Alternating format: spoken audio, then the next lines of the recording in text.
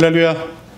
잘 오셨습니다. 오늘도 하나님께서 함께 하시는 날이고 우리 성도님들의 삶과 가정에 하나님의 놀라운 은혜와 축복이 채워지기를 주님의 이름으로 간절히 축원합니다. 우리 좌우앞에 계신 분들과 이렇게 인사하겠습니다. 오늘도 잘 오셨습니다. 네, 잘 오셨습니다. 또 이렇게 인사할까요? 은혜로 살아가세요. 은혜로 살아가세요. 네. 우리가 오늘 사무엘상 13장 1절에서 12절까지의 본문만 읽기는 했지만 실질적으로는 우리 13장 전체의 본문을 근거로 하나님이 배제된 선택은 이라는 제목으로 함께 은혜를 나누고자 합니다.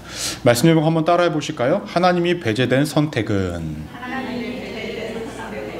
점점점입니다. 우리가 지난 시간 2주간에 걸쳐서 사무엘상 12장 말씀을 나눴습니다. 사무엘의 그 고별 설교와 같은 내용이 담겨져 있었습니다. 현재 이스라엘 백성들의 현 상황은 전쟁에서 이겼기 때문에 그들의 왕을 뽑은 것에 대해서 만족감을 느끼고 있었고 모든 것들이 승승장구하는 것처럼 느껴져 뿌듯한 상황 가운데 있었지만 사무엘은 그들을 향해서 고별 설교를 할 때에 그들의 기쁨과 어떠한 환희 가운데 있는 상황 가운데 있는 백성들을 향해서 재를 뿌리는 듯한 메시지와 현상을 보여주곤 했었습니다. 대표적으로는 그들이 무엇을 잘못했는지를 명확히 알려줘요. 너네가 구한 왕이라는 것은 하나님께서 원하셨던 것이 아니다. 때문에 너네가 영원히 끝까지 하나님만 섬겨야 한다. 그렇지 않을 경우에는 너희의 삶에 하나님께서 멸망을 주실 것이다 라고 선포까지 이르렀었습니다. 하지만 이러한 메시지가 백성들의 마음 가운데 물론 우리와 비라는 어떤 자연현상을 통해서 두려움을 느끼기도 하고 자신들이 무엇을 잘못했는지를 알기도 했겠지만 사람이란 존재가 그렇습니다. 시간이 흐르면 자신들이 무슨 죄를 지었고 어떠한 잘못을 하며 살아왔는지를 어느 순간 잊고 살아가는 것이 우리네 인생인 듯합니다. 아마도 이스라엘 백성들도 그러했던 것 같아요. 앞으로 우리가 사무엘상 그 이후에 또 여러 가지 말씀을 보면 이스라엘 백성들은 그때그때마다 하나님 앞에 회개를 하지만 늘 반복되는 죄악 가운데 살아가는 모습을 보면 우리와 같이 현재 우리의 모습과 같이 참 어리석게 죄악을 반복하면서 무엇이 잘못인지 알면서도 지으면서 살아가는 그러한 모습을 보이게 됩니다. 오늘 말씀은요, 우리가 함께 읽었듯이 블레셋과의 어떤 전쟁을 앞둔 미묘한 마찰은 있었지만 그 전쟁을 앞둔 시점을 그리고 있습니다. 성경에서 온전히 다 나타나고 있지는 않지만 사무엘상 12장과 13장 이 사이에는 어느 정도의 좀 간격이 있는 것 같아요. 성경이라는 이 책이라는 것이 역사의 모든 것들을 일목요연하게 다 써내려간 것은 아닙니다. 중요한 사건을 토대로 써내려간 이 말씀이기 때문에 12장과 13장 사이에는 분명히 어느 정도의 공백이 분명히 있음을 알게 됩니다. 왜냐하면 13장에서 처음으로 누가 등장을 하냐면 요나단이 등장을 해요. 그 요나단이 어떠한 역할을 맡냐면 군사 1000명을 담당하는 지휘관 역할을 맡습니다. 이렇게 큰 규모의 병력을 담당하게 되는 요나단이라고 한다면 어린아이가 아니겠죠. 분명히 성인이었겠고 어느 정도 장성한 아들이었을 것입니다. 즉 12장과 13장 사이에는 이렇게 좀 어느 정도의 간격이 있다는 것을 알 수 있습니다. 중요한 것은 당시의 배경을 우리가 좀 알아야 해요. 당시에 도대체 이스라엘 사람들과 블레셋 사람들은 어떠한 관계였기에 그렇게도 많이 부딪히냐라는 거예요. 이 부딪힘은 사실 지금 이 사무엘서에서만 등장하고 있는 것이 아니라 이미 사사기에서 여러 번 반복적으로 부딪혔고 이들의 어떠한 어려움은 블레셋을 통하여 겪게 됐던 그 어려움이 이스라엘 백성들 가운데 가득 있었기 때문에 이스라엘 백성들이 하나님께 왕을 요구했던 것도 결국에는 이 블레셋이라는 이 민족 때문에 왕을 요구한 것과 다름이 없는 그러한 상황이었습니다. 사실 당시 블레셋은 굉장히 큰 영향력을 끼치고 있었어요. 힘도 있었고 군사력도 있었고 영향력도 있었습니다. 때문에 이스라엘을 통치한 것은 아니지만 군사력으로 이렇게 좀 억누를 수 있는 상황이었고 상당한 지배력을 보이고 있는 상황이었습니다. 상황이 이렇게 되니 사울이랑 왕위에 오른 다음에 먼저 한 것이 무엇이냐면 군대를 조직한 거예요. 그러니까 지금으로 따지자면 직업군인 같은 사람들을 조직을 하는 거죠. 그 규모가 3000명가량 되었다고 합니다. 그 중에 2,000명은 이 사울과 함께 있었고, 이 1,000명은 제가 좀 전에 말씀드린 요나단과 함께 지내게 했었습니다. 근데 여기서 문제가 하나 발생을 합니다. 3절 말씀을 보시면 요나단이 게바에 있는 블레셋 사람이 수비대를 치매 블레셋 사람이 이를 들은지라 사울이 온 땅에 나팔을 불어 이르되 히브리 사람들은 들으라 하니라고 말씀을 합니다. 누구의 명령이 없었음에도 불구하고 요나단이 자신을 갖고 있는 이 병력을 가지고 블레셋을 수비대를 친 것입니다. 왜 요나단이 이러한 행동을 했냐라는 거예요. 어떤 명령이 없었음에도 불구하고 말입니다. 우리가 성경에서는 어떠한 이유다라고 명확하게 언급하고 있지는 않지만 대략 한 두 가지로 넌지시 비춰볼 수는 있습니다. 첫 번째로는 무엇이냐면 사울이 왕이 된 이후에 요나단에게 1,000명의 군사를 맡길 수 있는 권력을 줬는데 그 권력을 준 어떠한 결과물을 만들어내거나 줘도 된다라는 어떠한 이유와 어떠한 것들 분명히 보여줘야 할 필요성이 있지 않습니까? 그 이유로 인하여서 요나단이 이렇게 행동을 한 거일 수도 있습니다. 또 다른 이유는 무엇이냐면 여러분들이 알고 있는 요나단이라는 사람은 어떠한 사람입니까? 다윗의 진짜 친한 친구. 근데 또 다르게 생각을 하면 하나님의 뜻을 잘 분별하고 영에 속한 사람이라고 우리가 볼 수가 있어요. 이러한 측면에서 본다면 사울이 기름 부음을 받고 왕으로서의 자리를 오를 때에 이러한 말씀이 등장하고 있습니다. 사무엘상 9장 16절 말씀을 보시면 그가 내 성을 블레셋 사람들의 손에서 구원하리라 라는 말씀입니다. 이 말씀 의미가 무엇이냐면 사울이 자신의 고향 기브아에 있는 블레셋 진영을 공격하라 라는 것과 다르지 않은 말씀인데 사울은 이러한 행동을 하지 않았었어요. 이것을 알고 있던 요나단이 아버지를 대신하여 먼저 공격을 했다라고 우리가 볼 수도 있다는 것입니다. 이후에 어찌가 되었든 간에 이러한 공격을 통하여서 어떠한 일이 발생이 되어지냐면 이제 본격적인 전쟁이 나타나기를 시작합니다. 4절 말씀을 보시면 온 이스라엘이 사울이 블레셋 사람들의 수비대를 친 것과 이스라엘이 블레셋 사람들의 미움을 받게 되었다 함을 듣고 그 백성이 길갈로 모여 사울을 따르니라. 달리 표현하면 블레셋도 이스라엘도 전쟁을 준비하기를 시작했다라는 거예요. 근데 정말로 큰 문제가 여기서 발생을 합니다. 그것은 블레셋 민족의 그 군인의 규모예요. 아까 좀 전에 말씀을 드렸듯이 이스라엘 백성들의 그 직업 군인들 몇 명이라고 그랬죠? 3,000명. 근데 성경을 보니까 블레셋의 규모는 병거만 3만, 마병만 6천, 백성은 해변의 모래같이 많았다라고 말씀합니다. 지난번에 한번 말씀을 드렸는데 당시의 병거와 마병은 지금으로 따지면 뭐 장갑차, 탱크 이런 거예요. 그런데 지금 이스라엘 백성들은 장갑차와 탱크가 없이 맨몸으로 싸워야 하는 상황입니다. 실질적으로 부대가 이렇게 싸웠을 때에 전차와 탱크가 있는 부대와 그냥 일반 몸으로 가서 이제 총만 들고 싸우는 부대가 싸우면요, 사람이 직접 싸우는 이 부대에는요, 이 병거와 이제 그 탱크와 장갑차가 있는 그 숫자보다 적어도 4배 이상은 있어야 대등하게 싸울 수 있다라는 거예요. 그러면 현재 숫자적으로도 이스라엘은 너무나 소수예요. 근데 무기도 너무나 없는 것과 마찬가지인 상황입니다. 얼마나 두려웠을까라는 거예요. 물론 이스라엘 백성들이 이 3,000명의 사람들만 전쟁에 참여하지는 않았을 거예요. 그런데 군사로서의 어떤 훈련을 받은 사람들은 아마 3,000명이 전부였을 것이고 나머지들은 그저 집에서 농사 짓다가 그냥 곡괭이 들고 나가는 사람들이에요. 전쟁이 될까요? 안 될까요? 될 리가 없겠죠. 상황이 이러니 백성들은 어떻게 느끼고 있었냐면 이스라엘 백성들이 6절과 7절 우리 함께 한번 읽어볼까요? 시작!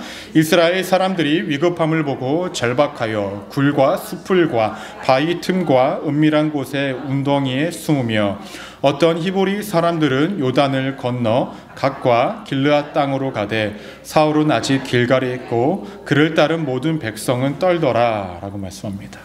다들 도망가기에 바빠요. 그렇죠? 여러분들은 어떠실 것 같아요? 용감히 앞에 가서 싸우시겠습니까? 적당히 눈치 보며 슬금슬금 한 발씩 뒤로 물러서시겠습니까? 도망가는 것이 이상하지 않은 상황이에요. 근데 6절을 보시면 이스라엘 사람이라고 표현을 하는데 7절을 보니까 히브리 사람이라고 이렇게 표현을 합니다. 여러분 당시에요, 이방인들이 다른 나라 민족 사람들이 이스라엘 백성들을 히브리인이라고 불렀을 때는요, 이스라엘 백성들을 비하할 때 부르는 말이었다고 해요. 어떠한 말이었냐면 노예였던 사람들, 수혜된 존재들, 그들을 지칭하는 말이 히브리라는 말이었다는 것입니다. 그러니까 도망가는 그 모습을 보니 블레셋 사람들의 모습에는 이스라엘 백성들이 저 히브리 사람들, 아무것도 아닌 존재들, 나약한 것들 이렇게 부르고 있었다는 거예요. 중요한 건 도망간 사람들도 있었는데 사울 곁에 다행히 붙어있던 사람들도 있었습니다. 근데 그들의 모습은 어떠합니까? 바들바들바들 떨기를 시작을 합니다. 이미 전쟁도 하기 전에 전쟁의 어떤 기백과 어떠한 사기는 다 떨어져 버렸고 이미 전쟁도 하기 전에 이미 진 것과 다르지 않은 상황이 연출되고 있는 상황입니다. 근데 이럴 만도 해요. 왜 그러냐면 19절 말씀 보시면 이렇게 언급합니다. 그때 이스라엘 온 땅에 철공이 없었으니 이는 블레셋 사람들이 말하기를 히브리 사람이 칼이나 창을 만들까 두렵다 하였음이라 라고 말씀합니다. 당시 이스라엘 백성들의 무기는 뭐였냐면 청동, 돌이었어요. 돌. 근데 블레셋 사람들의 무기는 철로 만든 무기였어요. 근데 이렇게 될 수밖에 없던 것이 이스라엘 백성들이 살았던 곳이 사실은 철을 만들 수 있는 광물이 있었어요. 그런데 철을 만들어서 재련하고 어떤 무기를 만들고 할 수 있는 그런 기술을 블레셋만 갖고 있고 그것을 가르쳐주지 않는 거예요. 왜냐? 이스라엘 백성들이 행여나 자신들의 낫이나 삽이나 이러한 것들로 통하여서 무기를 만들까 하는 마음에 그런 것들을 가르쳐주지 않았던 것입니다. 그러면 이스라엘 백성들의 대부분은 어떠한 무기로 갖고 나갔을까요? 20절을 보시면요. 온 이스라엘 사람들이 각기 보습이나 삽이나 도끼나 괭이나 버리려면 블레셋 사람들에게로 내려갔는데 무엇이냐면 전쟁 나니까 삽 들고 나가는 거예요. 이렇게. 여러분 지금 전쟁 나는데 삽 들고 나가시겠습니까? 그게 그들의 무기였다는 거예요. 그러니까 이 사람들은 이스라엘 백성들은 두려울 수밖에 없죠. 무기는 무기대로 없지. 사람은 사람대로 적지. 보이는 현상은 도무지 무엇 하나 이길 수 있는 상황이 아니었다는 것입니다. 당시에 누구만 칼과 같은 것을 갖고 있었냐면 사울하고 요나단만 갖고 있었어요. 나머지는 다 청동, 돌 들고 있고 삽 들고 있고 곡괭이 들고 있고 그러고 있는 것입니다. 블레셋의 입장에서도 딱 보면 참 어이없겠죠. 저것들 뭐 하는 거냐고. 그런 상황이었습니다. 다시 본문으로 돌아와서 블레셋과 이스라엘 백성들이 상호간에 대치하고 있는 와중입니다. 8절에서 이렇게 말씀합니다. 사울은 사무엘이 정한 기한대로 이랫동안 기다렸으나 사무엘이 길갈로 오지 아니하며 백성이 사울에게서 흩어지는지라. 사전에 사무엘과 사울이 어떠한 이야기가 오갔던 것 같아요. 그래서 사무엘이 오기까지 7일간을 기다리라고 약속을 했었습니다. 그런데 그 약속을 사무엘이 지키지 않는 상황이에요. 7일을 기다리고 있는데 도무지 오지 않습니다. 하루가 지났을 때 사람들이 떠나기를 시작해요. 이틀이 지났을 때 떠납니다. 3일이 지나도 떠나도 계속 떠나기를 시작합니다. 7일째가 됐는데도 사무엘이 오지 않으니 사울의 마음에는 어떠한 생각이 들었을까요? 많은 생각이 들었겠죠. 첫 번째로는 사무엘이 오는 것을 잊은 것은 아닌가? 오다가 무슨 일이 생긴 것은 아닌가? 못 오는 것은 아닌가? 그럼 제사를 내가 대신 드려야 하는 것은 아닌가? 많은 생각들이 들었을 것입니다. 이러한 생각 속에서 사울이 선택한 것은 9절을 보시면 사울이 이르되 번제와 화목 제물을 이리로 가져오라 하여 번제를 드렸더니 라고 말씀합니다. 사울이 사무엘을 대신해서 번제를 드립니다. 왜 제사를 드렸을까요? 당시에는 전쟁에 나가기 전에 하나님께 도움을 구하는, 하나님의 뜻을 구하는 제사를 먼저 드렸습니다. 근데 사무엘이 오지 않으니 그 제사를 사울이 대신 드린 것입니다. 문제는 사울에게는 제사를 드릴 수 있는 권한이 그에게 없었어요. 사무엘에게만, 선지자에게만, 제사장에게만 있었습니다. 한 나라를 통치하고 백성들을 아우르고 보호할 권한은 사울에게 주어졌지만 제사와 관련된 그 어떠한 권한은 사울에게는 없었던 것입니다. 근데 참 재밌어요. 성경이 참 재밌는 게 뭐냐면요. 그렇게 제사를 마치니까 누가 와요? 사무엘이 와요.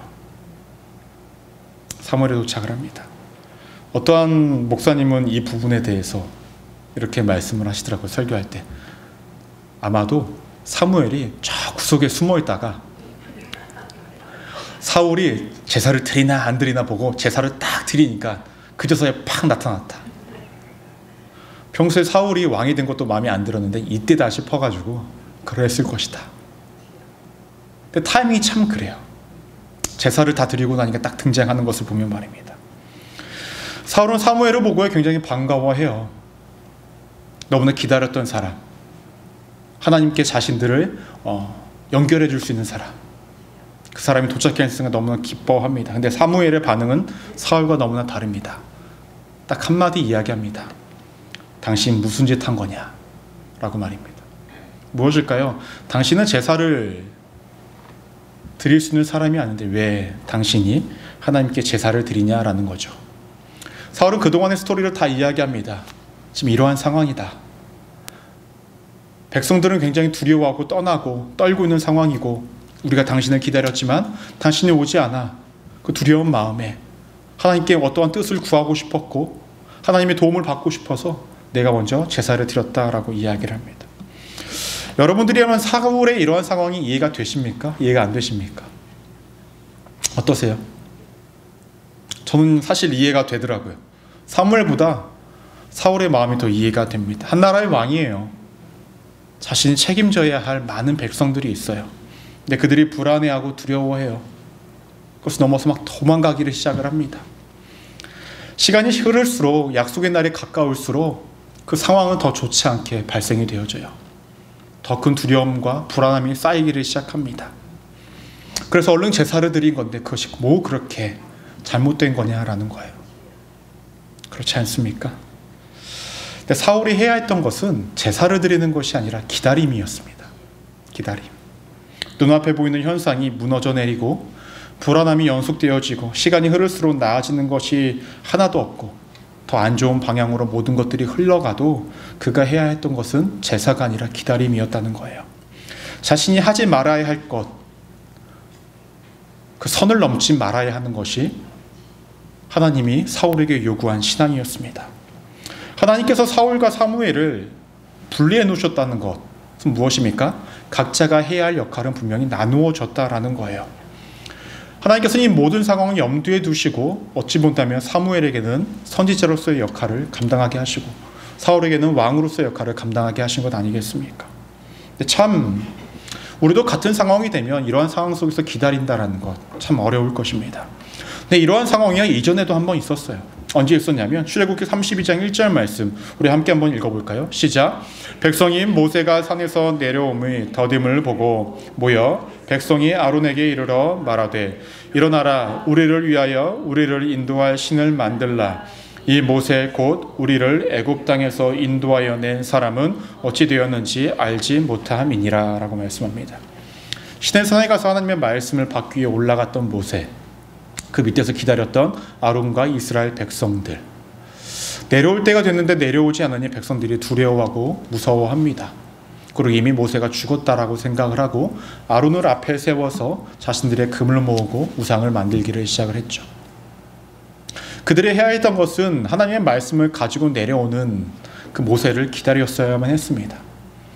기다리지 못한 그들의 삶의 결과는 무엇입니까? 결국 우상을 숭배하였고 난잡한 성적인 문란함을 보였습니다. 사울도 마찬가지였죠. 기다렸어야 했었습니다. 하지만 기다리지 못하였으니 결국 그가 넘지 말아야 할 선을 넘으며 죄를 지을 수밖에 없다는 거예요. 여러분, 신앙생활이라는 것이 무엇입니까? 사실 신앙생활이라는 것은 하나님의 뜻을, 말씀을, 하나님의 일하심을 기다리는 것입니다. 우리가 그것을 기다리지 못하고 내 능력으로, 나의 힘으로, 나의 경험으로, 나의 어떠한 고집으로 무엇인가를 시작하게 된다면 그때 그 선택은 죄를 짓는 선택이 될 수밖에 없다는 거예요. 기다림이라는 것은 나의 어떠한 생각과 나의 고집과 나의 경험을 다 포기하는 것입니다. 내가 옳다고 여기는 것을 다 내려놓는 것이죠. 현실적으로 기다리는 것은 불합리할 때가 굉장히 많습니다. 상황이 더 악화될 때가 많이 있어요. 더구나 나뿐만 아니라 내 주변 사람들도 나의 모습을 보고 불안해하기도 할 것입니다. 마치 사울의 상황처럼 말입니다. 근데 우리는 꼭 사울과 같습니다. 전혀 기다리지 않는 것은 아니에요. 일정 기간 동안 기다리기는 해요. 근데 어떠한 순간이 되면 더 이상 기다리지 않습니다. 그리고 내 뜻을 펼치고 내가 하고 싶은 대로, 내가 옳은 대로 여기는 대로 살아갑니다. 어느 순간 하나님의 말씀과 하나님의 일하심과 하나님의 뜻은 우리의 삶이 없고 나의 뜻과 나의 생각과 나의 모든 것들만 남겨진 채 살아가고 현실을, 어려움을 모면하려고 합니다. 하지만 사울과 현재를 살아가는 우리가 반드시 기억해야 하는 것은 기다림 속에서 우리가 우선순위를 잘 지켜야 한다는 거예요. 기다림 속에서 우선순위를 지키는 것입니다. 하나님의 응답을, 하나님의 뜻을 기다리는 것이 우리의 삶의 우선순위가 되어야 합니다. 사울이 기다리지 않았던 것은 분명히 아니었죠. 하지만 그의 기다림은 형태만 갖춘 기다림이었습니다. 기다렸던 모양만 갖췄습니다. 그 안에 진정한 기다림, 즉 하나님의 뜻이 펼쳐질 때까지 기다렸던 기다림은 없었다는 거예요.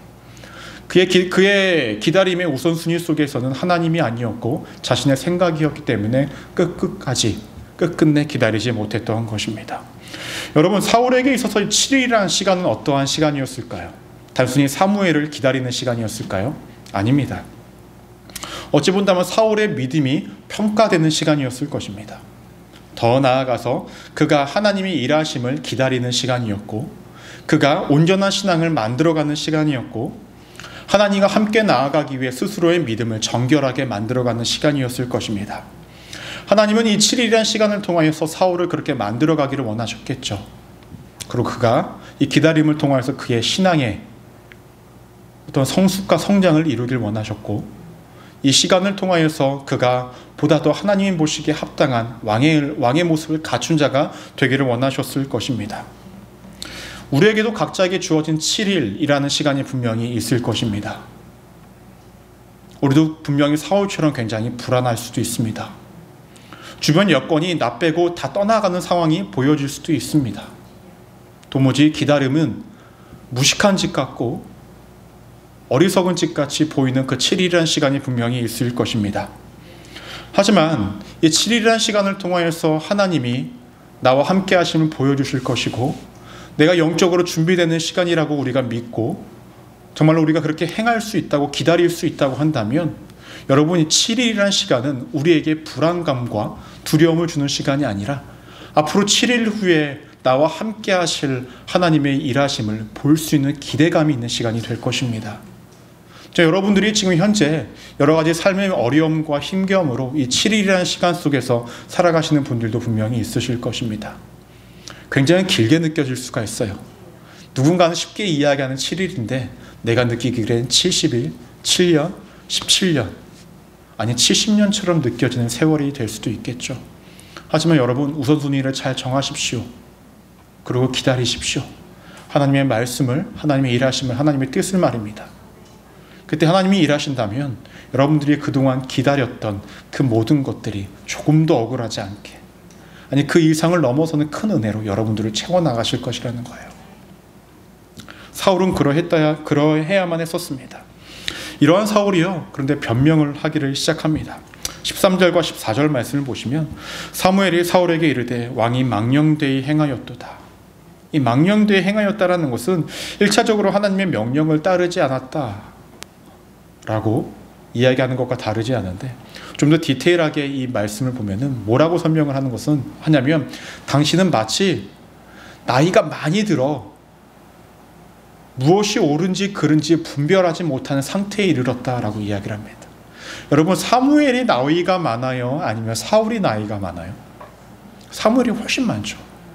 고별 설교를 할 때 이미 사무엘은 자신이 은퇴를 앞둔 시점이에요. 그렇지 않습니까? 나이가 훨씬 많아요. 그런데 사울에게 이러한 이야기를 합니다. 그만큼 어리석은 선택을 했다라고 이야기를 하는 겁니다.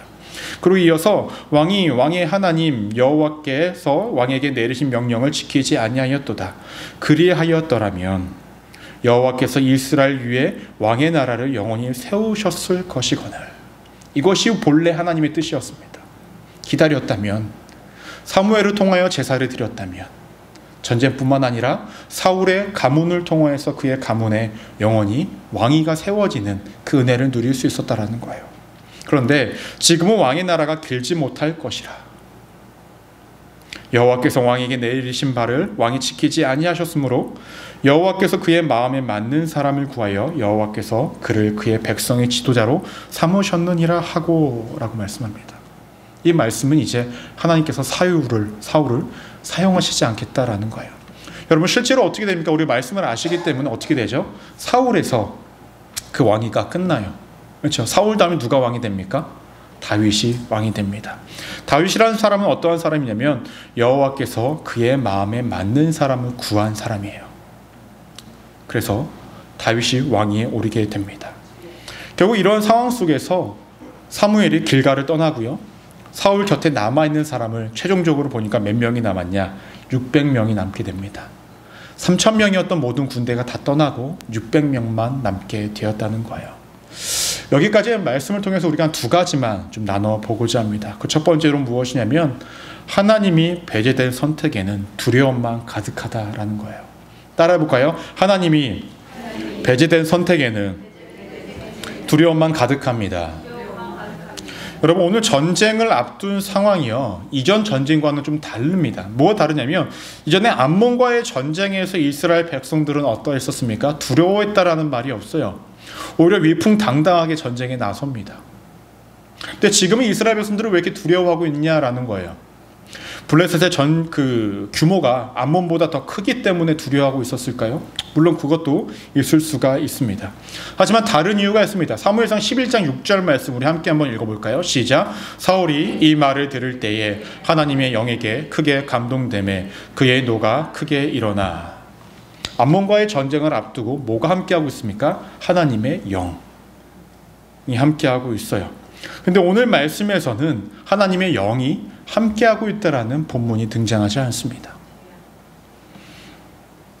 요나단으로부터 시작된 그 전쟁에서 하나님이 전쟁을 시작하라라고 말씀하신 것도 없었고 하나님이 함께 하신다라는 말씀도 등장하지 않습니다.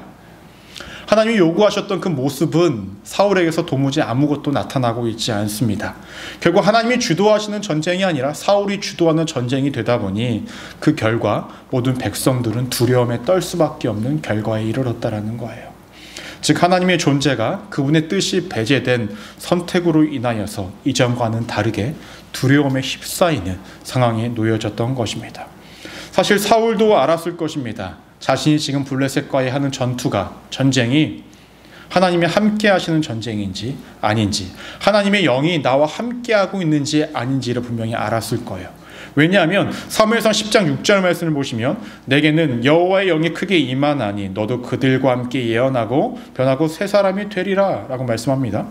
또 사무엘상 10장 10절 말씀을 보시면 그들이 산에 이를 때에 선지자의 무리가 그를 영접하고 하나님의 영이 사울에게 크게 임함으로 그가 그들 중에서 예언을 하니, 하나님의 영이 임했을 때가 어떠한 상태고 어떠한 경험을 하게 되는지를 사울은 이미 알고 있어요.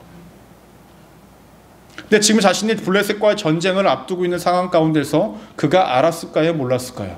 하나님의 영이 자신이 양과 함께하고 있지 않다라는 건 그도 알았을 것입니다. 여러분, 하나님의 영이 함께 하신다라는 것은 자신도 알 수 있지만 주변 사람들도 그 사람을 보고 알 수 있습니다. 여러분, 요셉이라는 사람 잘 아시죠? 요셉은요, 자신에게 주어진 삶을 열심으로 살아갔습니다. 종으로 팔렸을 때에도 보디발의 집에서 열심히 일했어요. 보디발이 그를 보면서 했던 말이 있습니다. 저 요셉은 하나님이 함께 하시는 자다. 그래서 주변 사람들이 보고도 알았다라는 거예요. 하나님이 함께 하시는 자는 자신도 하나님의 영이 나와 함께 하는 것을 알기도 하지만 주변 사람들도 안다라는 거예요. 그러면 현재의 이 사무를 봤을 때에 주변의 백성들도 느꼈겠죠. 암몬 때와는 분명 뭔가가 다르다. 하나님의 영이 함께 하시지 않는 것 같다라는 그것을 주변 사람들도 느꼈기 때문에 보이는 현실도 두려웠지만 하나님의 영이 함께 하시지 않는 것으로 인한 더 큰 두려움이 그들에게 있지 않았겠습니까?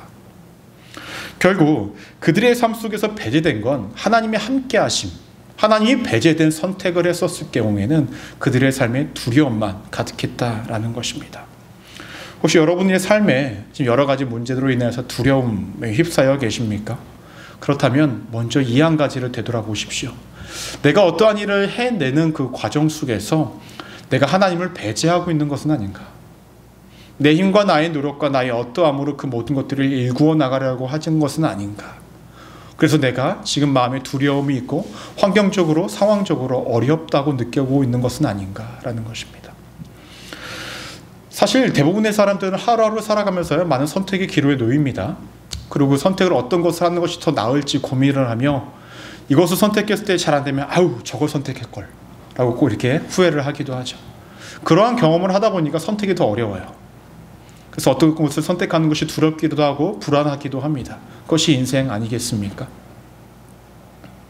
근데 중요한 건 내가 어떠한 선택을 하든지 간에 하나님이 나와 함께 하시고 내가 그 7일이라는 시간을 지난 후에 하나님이 나에게 어떤 말씀을 하시고 하나님의 뜻이 내 삶 가운데 비춰졌을 때에 그 길을 걸어가면 여러분들이 두려우실까요? 그렇지 않으실 겁니다. 그래서 제가 여러분들에게 간절히 호소합니다. 여러분, 어떠한 선택의 기로에 놓여졌을 때에 그동안 나의 삶의 경험과 어떠함으로 선택하지 마십시오.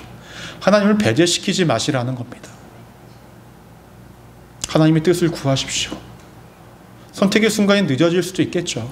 괜찮아요.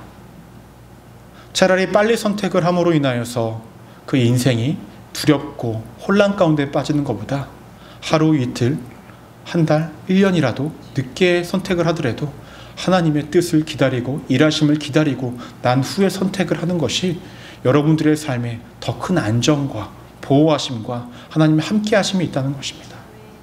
이 같은 사실을 잊지 않고 살아가시는 우리 믿음의 성도님들 되시기를 주님의 이름으로 간절히 축원합니다. 두 번째로 우리가 기억하셔야 될 것은요, 하나님이 배제될 선택에는 하나님도 배제시키신다라는 거예요. 무섭죠? 오늘 말씀에서 하나님은 사울에게 그리고 이스라엘 백성들에게 배제되셨습니다. 주변에 왕이라 할지라도 주변 사람들이 좀 말렸었어야 해요. 기다리자고. 성경에 그 어디에서도 사울은 말렸다라는 말이 등장하지 않습니다. 하나님께 묻고 구한 것은 아무것도 없습니다. 하나님의 뜻도 그 어디서도 찾아볼 수가 없는 상황입니다. 하나님이 원하셨던 모습은 기다리는 것입니다. 그 하나님께서 사울을 세우셨을 때에 원하셨던 모습은 나기드의 모습입니다. 이 나기드는 1차적으로 무엇을 의미하냐면 지도자를 의미합니다. 근데 그 다른 의미는 또 무엇을 의미하냐면 명령을 받는 자입니다.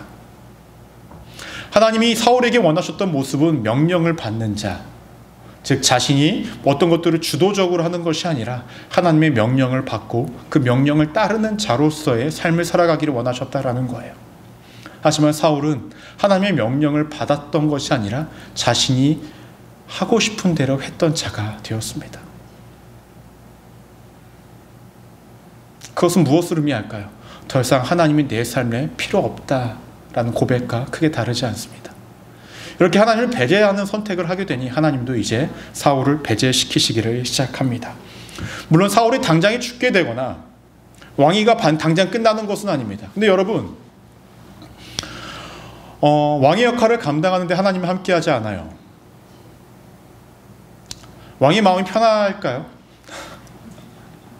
요즘 젊은 사람들이 대통령 되겠다는 사람들이 많이 없어요. 왜 그럴까요? 머리 아프거든요. 머리 아파요. 한국 이제 좀 있으면 이제 대선 투표를 하는데 되게 열심히들 하시려고들 하더라고요. 저는 제가 그 정도 능력이 있으면 저는 안 할 것 같아요, 사실. 머리 아파요. 그리고 지난 그 세월 속에서 보면은 역대 대통령들의 끝 마무리들이 항상 좋지 않아서 사람들에게 존경을 받고 칭찬을 받는 경우가 많이 없기 때문에 여하튼 간에 사울을 봤을 때에 하나님이 함께 하시지 않는 사울, 그의 왕위가 행복했을까요? 힘들었을 거예요. 두려웠을 거예요. 하루하루가 남들이 봤을 땐 왕이다 라고 이야기를 했겠지만 그의 속의 마음은 두려움의 영속이었고 그 누구보다 고되고 힘들었을 것입니다. 평소에 은혜라 여겼지 못했던 것들, 당연하게 여겼던 그 모든 것들이 하나님으로부터 배제되기를 시작하니 그의 삶의 모든 것들이 두려움이었고 모든 것들이 어려움이었다라는 거예요.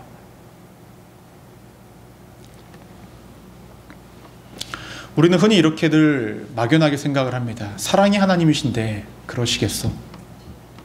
그렇지 않습니까? 사랑이 하나님이신데 정말로 나를 배제시키시겠어? 이런 막연한 희망과 소망을 품고 우리는 막연하게 죄를 지으며 하나님의 뜻을 거스르며 살아갑니다. 하지만 오늘 말씀을 보니 배제시키십니다. 어떻게 본다면 하나님께서 사울을 배제시키시는 것도 그가 돌아오기를 원하는 하나의 도구였겠죠. 하지만 그가 돌아올 수 있는 여러 개의 믿음의 역량이 있었냐? 그러했던 건 아닌 것 같아요. 말씀을 정리하고자 합니다. 여러분, 하나님을 배제하는 선택이라는 것은 결국 우리의 삶에 두려움을 쌓아가는 것입니다. 더 더 나아가서 내가 하나님으로부터 배제될 수 있는 삶이 될 수 있다는 거예요. 많은 목사님들의 설교가 긍정을 심어주고 듣기 좋은 말을 심어주고 마음의 안식을 주고 그런 메시지들이 많이 주를 이룹니다. 또 그런 것들만 찾아다니시면서 교회로 옮기시는 분들도 있고요. 또 그러한 내용의 설교들만 듣기 원해서 유튜브 채널을 돌리시는 분들도 있습니다. 하지만 하나님이 우리가 생각하는 것처럼 그러한 핑크빛 사랑만을 갖고 계신 분이냐라는 거예요. 마냥 그런 분은 아니라는 겁니다. 우리를 향한 매서운 칼날도 갖고 계신 분이고 따뜻한 품도 갖고 계신 분이십니다. 그것들을 우리가 늘 기억해야 합니다. 그래야만 우리의 인생 속에서 하나님이 배제되어지지 않습니다. 또한 우리도 하나님 곁에서 배제되지 않는다라는 것입니다. 우리 순복음 소망교회 모든 성도님들의 삶이 하나님의 품속에 있기를 소망합니다. 기다림이 힘들고 어렵더라도 그 7일이라는 시간을 여러분 잘 견뎌보십시오. 정말로 놀라운 은혜가 있을 것입니다. 끝까지 하나님 붙잡아 보십시오. 붙잡은 거 억울하지 않도록 좋은 일이 하나님 은혜가 있다는 거예요. 그러니 늘 하나님을 배제하지 않고 하나님을 선택하시는 우리 믿음의 성도님들 되시기를 주님의 이름으로 간절히 축원합니다. 기도하시겠습니다.